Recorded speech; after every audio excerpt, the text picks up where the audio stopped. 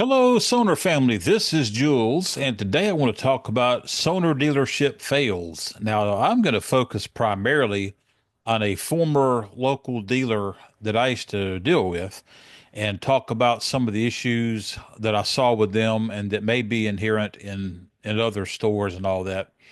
And basically, the gist of it is that if you're going to be a Sonor dealer, there needs to be a passion for the brand. And if not a passion, then at least a very strong understanding of the brand and the product, um, and some sort of connection between that and potential buyers. And unfortunately, our former local dealer had none of that. And they were taught into carrying the brand by a local drummer that was a big or is a big Sonar guy, and he's now a really good friend of mine. But this was back in the first half of the 1990s, and they they played around with it or played around at it, and they didn't do what I would consider getting really serious about representing the brand. At the time, the Force and Force Custom, and then the series was out, which was all Taiwanese made, as was the Force 1000 hardware. And so for shell sets, I don't think they ever had anything on the sales floor other than the Force series stuff, which sported the what we call the square lugs, but they were the lug casings that were similar to the ones on the phonics and the signature stuff. And I say similar because they were not exactly the same. The height was slightly different to accommodate the larger shells on the Force stuff, which did not have the OSM. It was not German specs on that. That's a whole different story into itself, and I'll be telling that later about the Sonor Force and Force Custom series. At any rate, that was the extent of the product that I ever remember seeing in the store, and it was not a good representation of Sonor at all. Considering the potential for sales, I get why you play it safe, but at the same time, knowing Sonor as intimately as I do, if you're going to do something like that, you need to do it. If you're not going to blow somebody away with a store display, um, you know, the Pearl dealers and the Ludwig dealers and all that are probably going to better represent their brands than a guy half-heartedly representing Sonor.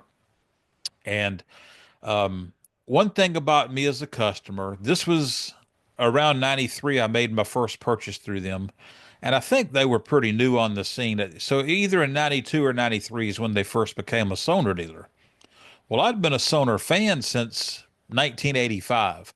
So Sonor was on my radar. It did not take walking into a dealership for me to realize that Sonor was where it was at. I mean, Sonor was on my radar before this music store ever picked the line up.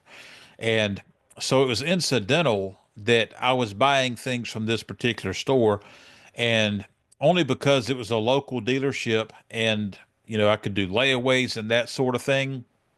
You had stores like Atlanta Pro Percussion and Rhythm City was my store of preference for the most part. Later on, Thoroughbred Music down in Tampa, I think it was. Um, but for this stuff, I decided to deal locally because it was a bigger benefit. And nowadays, if their business model, if they were still around and the business model was the same as it was recently, even in this world of the internet, uh, I would not be a customer. And another thing um, about not understanding your brand or is not understanding your product, and they didn't even understand their product. Example of that is my first purchase from them was supposed to be a Force 3000 snare drum.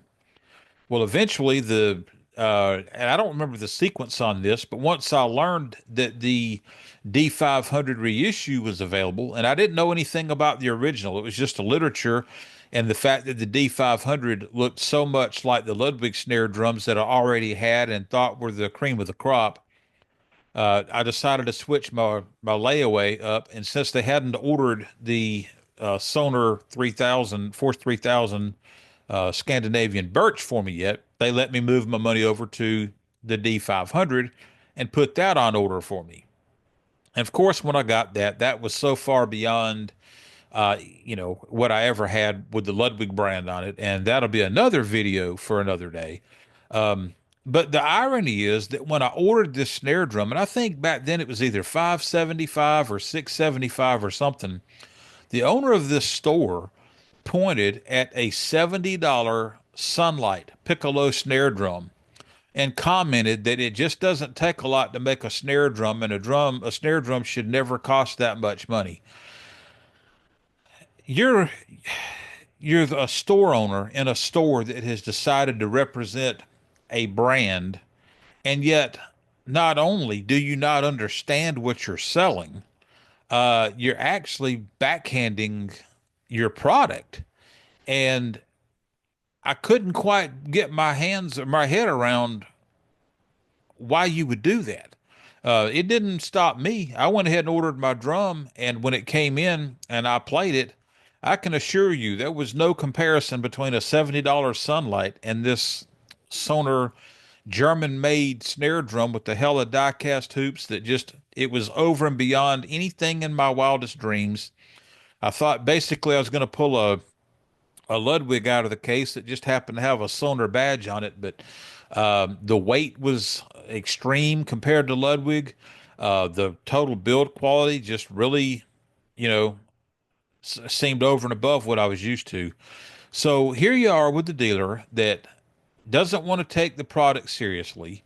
Um, and so the problem with that for potential customers is that when you have a guy walk in there and, on MTV, you're seeing Pearl, DW wasn't quite so prominent back then. I don't know where they really were, but, Pearl and Tama and Ludwig, and of course, there are a lot of others. You just didn't see a lot of guys playing Sonar. So when they would walk in there without that brand recognition, and you've got literally the bottom end of the product line and representation, somebody that was loyal to that particular store for whatever reason, maybe churches or um, long-term customers that just didn't go shop around, and plus it wasn't the day of the internet, so you didn't have the expansive knowledge that you do now readily available at your fingertips. But other than that, um, there was nothing really to allure people to the Sonar product. And there were some other things that occurred. One was after my mother passed away, I used some of my money to order an S class set, the original S class, which had a birch shell, high gloss finish, a little bit classier drum. I think maybe I bought a 22, 12, 14 shell pack and wanted to order a 16 add-on. The 16-inch floor tom was the back order, and my dealer would not get me any information. And so, and he would pass the buck, quite honestly. And I would ask him what the latest was on getting my drum. And finally, one time he said, well, there's a language barrier. So, the distributor has a hard time getting information from Germany, which was not true at all.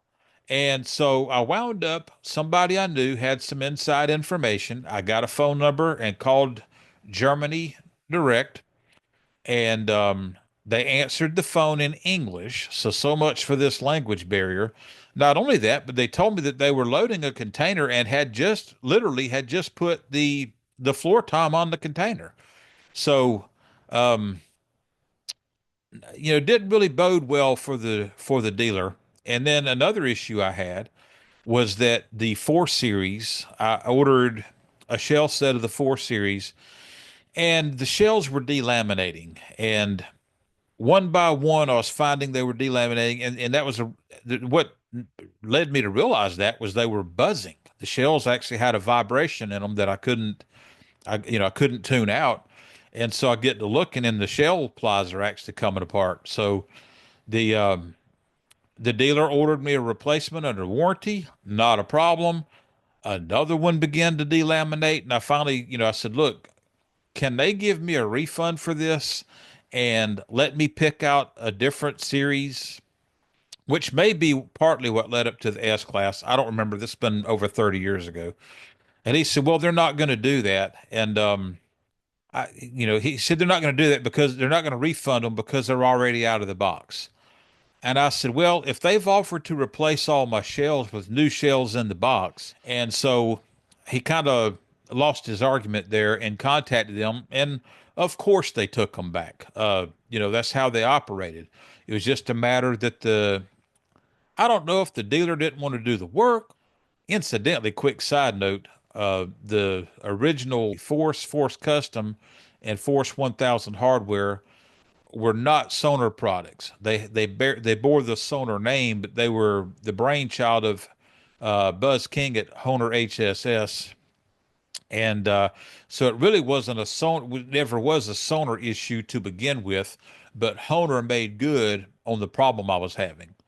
But anyway, you know, from a perspective of walking into a store, you've got an underwhelming uh, array of product to look at.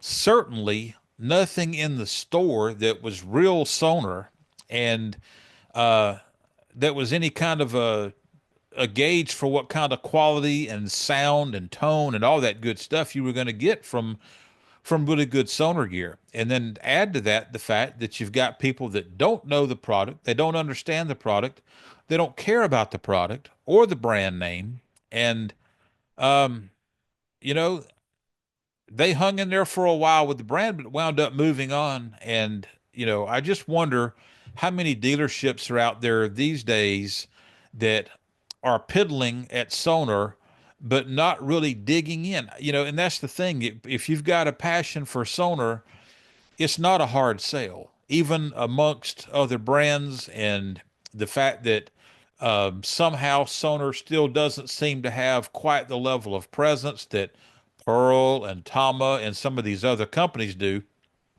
There are a lot of Sonar endorsers. There are a lot of high caliber Sonar endorsers. That is not my statement at all. I'm just saying that you flip on the television and you go and you find that, the next 10 drum sets you see, on tour, on TV or whatever, uh, one or two of them might be Sonar, but typically there's some other brands out there you can have a much higher expectation for.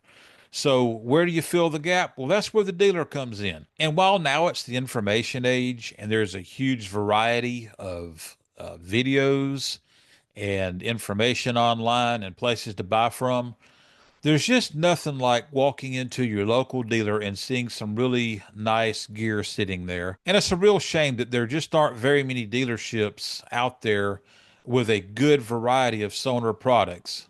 It just seems like they are really few and far between these days.